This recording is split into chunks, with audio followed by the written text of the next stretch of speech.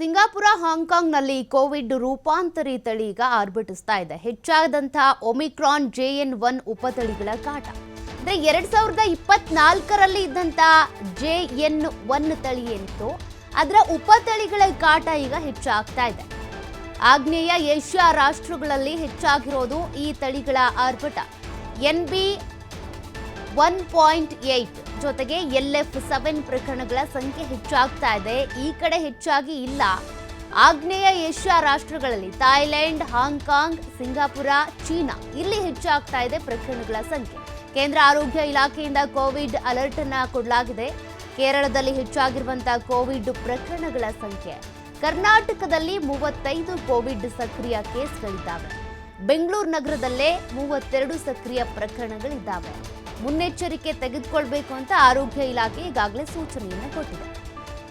ನಮ್ಮ ಭಾರತದಲ್ಲಿ ಅಂತ ನೋಡೋದಾದ್ರೆ 250 ಕೇಸ್ಗಳಿರುವಂಥದ್ದು.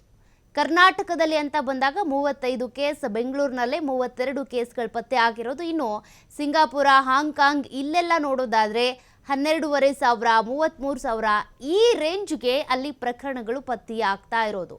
ಅಂದರೆ ನಮ್ಮ ಭಾರತಕ್ಕೆ ಆ ದೇಶಗಳಿಗೆ ಕಂಪೇರ್ ಮಾಡಿದಾಗ ಭಾರತದಲ್ಲಿ ಬಹಳ ಕಡಿಮೆ ಕೇಸ್ಗಳಿರೋದು. ಹಾಗಾಗಿ ಜನರು ಭಯ ಪಟ್ಕೊಳ್ಳುವಂಥ ಅಗತ್ಯತೆ ಇಲ್ಲಿ ಇಲ್ಲ. ಆದಷ್ಟು ಮುನ್ನೆಚ್ಚರಿಕೆಯನ್ನು ವಹಿಸಬೇಕಾಗುತ್ತೆ.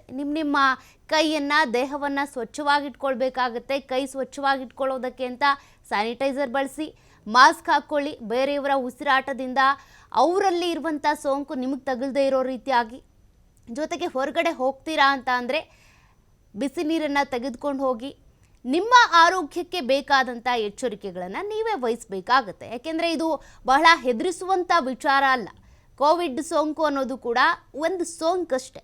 ಅದನ್ನು ಎದುರಿಸೋದಕ್ಕೆ ಬೇಕಾದಂಥ ಎಲ್ಲ ಸಿದ್ಧತೆಗಳನ್ನು ಆರೋಗ್ಯ ಇಲಾಖೆ ಮಾಡಿಕೊಳ್ತಾ ಇದೆ. ಸಿಂಗಾಪುರ, ಹಾಂಗ್ಕಾಂಗ್ನಲ್ಲಿ 53,000, 12,500 ಇಷ್ಟೆಲ್ಲ ಕೇಸ್ಗಳಿದ್ರೂ ಕೂಡ ಅವರು ಸಿದ್ಧತೆ ಮಾಡಿಕೊಂಡಿದ್ದಾರೆ. ನಮ್ಮಲ್ಲೀಗ ಇರುವಂಥ ಕೇಸ್ಗಳು ಕರ್ನಾಟಕದಲ್ಲಿ 35, ಇಡೀ ಭಾರತ ಹೋಲ್ ಇಂಡಿಯಾ ಅಂತ ನೋಡೋದಾದರೆ 250 ಕೇಸ್ಗಳಿರೋದು. ಇದನ್ನು ಎದುರಿಸೋದೇನು ಬಹಳ ಕಷ್ಟ ಅಲ್ಲ. ಬಟ್ ಜನರು ಜಾಗೃತರಾಗಿರಬೇಕು. ಈ ಕೇಸ್ಗಳು ಹೆಚ್ಚು ಆಗದೇ ಇರೋ ರೀತಿಯಾಗಿ ನೋಡ್ಕೊಳ್ಬೇಕು. ನೀವೆಲ್ಲೋ ಹೋಗಿ ಬಂದಿದ್ದೀರಾ ಅಂದರೆ ವೈದ್ಯಕೀಯ ತಪಾಸಣೆಯನ್ನು ಮಾಡಿಸ್ಕೊಳ್ಬೇಕು.